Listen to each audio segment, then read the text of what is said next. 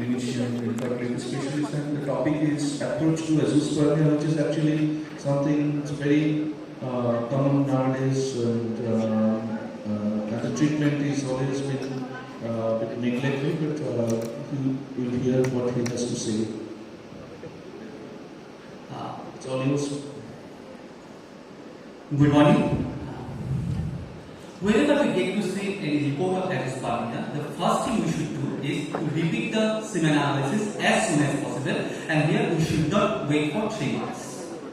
If the second sample also confirms the azoospermia, what we should do, we should investigate in details, and remember investigation starts from the history. Please remember, if the man previously fathered the baby, that does not exclude the possibility of azoospermia, because meanwhile the man might have suffered from some testicular insult. Next, coming to the physical examination, with which most of the gynecologists are not very much comfortable, but there are 3 reasons for which physical examination cannot be done. Number 1, varicose. If you do scrotal ultrasound to detect varicose, you are in a soup, because ultrasound detected varicose is something called subclinical varicose that should not be treated. On the other hand, clinical varicose can be of 3 grades, 1, 2 and 3, and this type of varicose, grade 3 varicose, which is visible at rest, that can be operated provided that there is ipsilateral testicular atrophy and no other fertility factor in the couple. Take this example. You clearly see here there is grade 3 varicose. But take the history. The man was born with left-sided undescended testicle which underwent orchidopexy, followed by orchidectomy and chemotherapy because of testicular malignancy. Next, he developed second malignancy in the thyroid. So, do you think varicocectomy will solve this problem? No, because here the culprit is not the varicose, the culprit is chemotherapy. So, we need to take the detailed history. Having said that, in indicated cases of azoospermia, varicose repair might improve the chance of success of ART, and sometimes it can lead to appearance of some amount of sperm in the semen, obviating the need of surgical sperm retrieval. This man was unfortunately referred for testicular FNAC without undergoing physical examination. The pathologist could not locate the testicle because one testicle was intra-abdominal and another was inside the inguinal canal. Remember, in contrast to what we have been taught in our undergraduate days, intra-abdominal inguinal testis still regains its power of regaining spermatogenesis. Therefore, even in adult, we can perform orchidopexy, which can lead to appearance of some amount of sperm in the semen. See, if you get to see this type of semen analysis report, low volume and fructose negative, what is the role of physical examination? If you find both the vessels are palpable and fructose negative, you are dealing with ejaculatory duct obstruction, which can be confirmed by transrectal ultrasound. In that case, of course, surgical correction can be done, and during surgical correction, sperms can be frozen for future use. Having said that, patent duct does not always translate into successful conception. On the other hand, if both the vessels are not palpable, you are dealing with congenital bilateral absent vas deferens. Why this is critically important? Because some of these may be the carrier of cystic fibrosis mutation, and if both the partners are carriers, there is 25% chance that the baby may inherit cystic fibrosis, the lethal disease. Therefore, how we can prevent this lethal disease? By simple physical examination, because vas deferens can only be appreciated whether it is present or not by clinical examination, not by ultrasound. This gentleman underwent all possible tests, including karyotype, blah, whatever they are on the earth. We simply examined it clinically and found that both the vasa were absent, and subsequently found that both the partners were carriers of cystic fibrosis. So therefore, we advise pre-implantation genetic testing. Remember, CVABD is not very uncommon. Till now, we got 115 cases of CVABD, of whom 10 were carriers of cystic fibrosis, and out of them, in two cases, the partners were also carriers of cystic fibrosis. So, scrotal ultrasound has minimum load, it should not be done routinely, it cannot replace the clinical examination, it should be done when clinical examination is difficult or clinical examination reveals something abnormal. On the other hand, transrectal ultrasound has minimum load only if you suspect obstruction or some ejaculation problem. If you get to see this type of abnormal scrotal ultrasound, very large epididymitis, please don't advise surgery because this is not responsible for azoospermia. But if you find this type of ultrasound picture, you advise the man how to do self-testicular testicular examination because this is the forerunner of malignancy, because this is the testicular microlithiasis, which is fairly common in infertile population. Now what is this? This is an interesting case.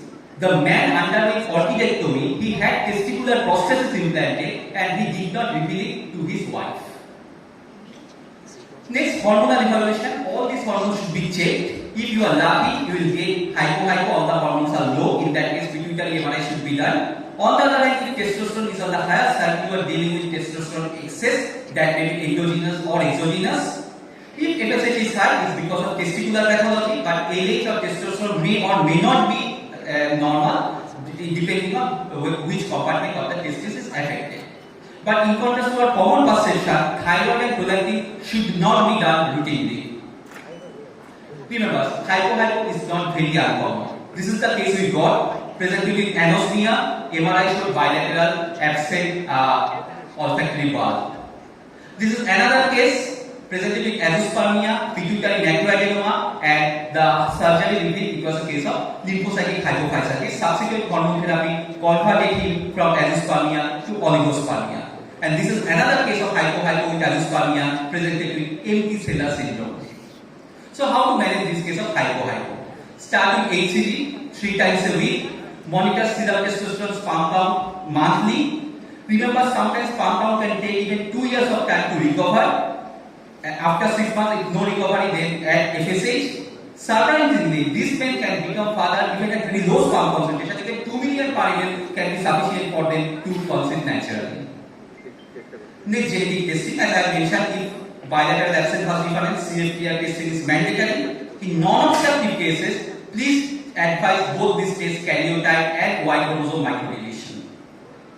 The most common genetic abnormality in azoospermia is the Klinefelter syndrome. But remember, always Klinefelter syndrome people may not have gastric bladder. Look at this gentleman. Secondary sex characters were well developed. You cannot suspect Klinefelter just from physical examination.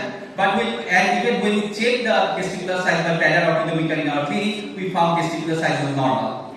And surprisingly, we managed to get some sperm from his testicles because there are evidences that even in Klinefelter syndrome, you can get some sperms.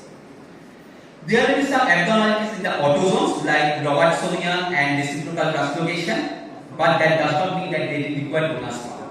In one case, you can do either pre-implantation genetic testing, or if this is not possible, then they can go for amniocentesis.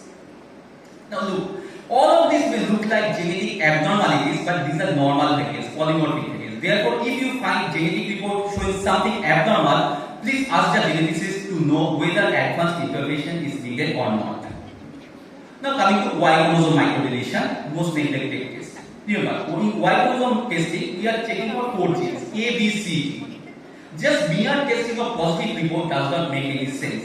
You have to find out the type of microdeletion present. If C and D are absent, prognosis is good. You can get the sperms, you can go for surgical sperm retrieval. Even some of them may not have azoospermia, some of them have simple oligospermia. On the other hand, if A and B genes are deleted, chance of sperm recovery is virtually zero. So there is only option remaining, that is donor sperm. Again, please remember, Y chromosome microdeletion is not uncommon. Till now, we encountered 30 cases of Y chromosome microdeletion. Can man have Turner mosaic syndrome with azoospermia? Is C. Phenotype is like typical man, except testicular size was small and there was Y chromosome microdeletion present. 45X and 46X. Can man have 46XX? C. Clinical feature was normal except cafe spot, and there was 46XX. SRY was positive when we did Y chromosome microdeletion. So this is what you have read in Spell's textbook, that is male with 46XX sex reversal. Now the final treatment we know is the surgical sperm retrieval. There are different techniques which depend on whether you are dealing with obstructive or non-obstructive cases. Differentiation is important because in obstructive cases the chance of sperm recovery is 100%, whereas in non-obstructive cases it is 50 to 60%. Now suppose in non-obstructive case FSH is as high as 25. Can you refuse surgical sperm retrieval? The answer is no. There is no upper limit of FSH. FSH cannot predict the chance of surgical sperm retrieval. So give it a try. There is only one contraindication to surgical sperm retrieval, that is Y chromosome, AZFA and B microdeletion. In All other cases you can give a try. There are some centers who are doing testicular FNAC right and left. Is it correct? Remember, sometimes pharmacogenesis can occur in isolated foci. Therefore, your FNAC needle may miss that foci. According to ASRM, FSH and testicular size will give you fair idea to distinguish between obstructive and non-obstructive azoospermia. Therefore, we have to do it in indeterminate cases. Please do it from the IVF lab so that the embryologist can tell you about the quality of the sperm which can be frozen for future use. This gentleman was unfortunately advised FNAC while he had ambiguous genitalia, and this was his candidate report.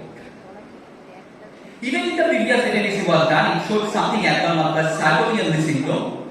Don't get disheartened. You still have some probability of getting the sperm from the testicles. Now, suppose testosterone is extremely low. Would you advise exogenous testosterone therapy? The answer is straightforward no. Because exogenous testosterone cannot reach the testes, rather it will add insult to injury by causing hypogonadism, which will suppress the pituitary gland.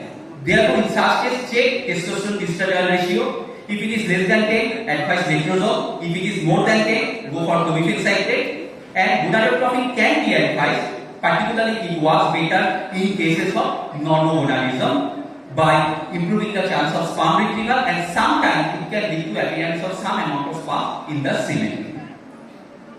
Last year, the Aphrodite group suggested that just like female, where irrespective of pathology, we can stimulate the ovaries by gonadotropin. So why can't we stimulate the testicles irrespective of pathology with higher dose of gonadotropin? Just 1 minute. Recently, we published our review that we suggested that depending on different hormone analysis report, different types of hormones can be advised in case of azoospermia to improve the clinical outcome. Sometimes we have a tendency to do all the investigations in one go. Karyotype, MRI, transrectal. It creates confusion. How? See, this is the non-imperialistic Klinefelter syndrome. Somebody did pituitary MRI and it showed pituitary microadenoma. We were confused because in microadenoma, FSH should be lower, but here these were elevated. We discussed with endocrinologist. He said that ignore the pituitary tumor. He said why? She said that this is the case of pituitary incidental with Klinefelter syndrome. So don't take care of the pituitary tumor. Therefore, we suggest this rational investigation, stepwise investigation and treatment in case of azoospermia. Now, donor sperm can be provided advice for financial reason when no sperm obtained A and B microdeletion or repeated failure. Remember, donor sperm is only option. It is not the only option. It can be one of the options. Now, finally, why we gynecologists should be concerned about male factor problem? Because it's the women who have to undergo this IVF because of their problem in their partner's sperms.